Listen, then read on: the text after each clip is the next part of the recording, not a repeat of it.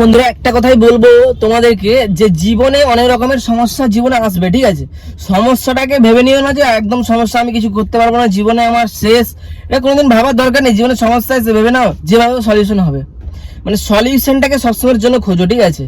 কেন আজকে আমি এই ভিডিওটা বানাচ্ছি সেটা আমি তোমাদেরকে অ্যাকচুয়ালি বলি। আমি 3 ধরনের একটা মানে ছোটখাটো ব্যবসা করেছিলাম, ওটাতে প্রচন্ড পরিমাণে লস খেয়েছি আর কি। তবে আমি হার মানিনি, ব্যবসা করব, ঠিক আছে? যতদিন বেঁচে আছি ততদিন ব্যবসা অবশ্যই করব, ঠিক আছে? ওটাই আপনাদের সামনে আমি আজকে বলতে চাই যে ব্যবসা করো। ওটা থেকে তুমি হার মেনে গেলে হবে না, যে হার মেনে গেছো, ঠিক আছে?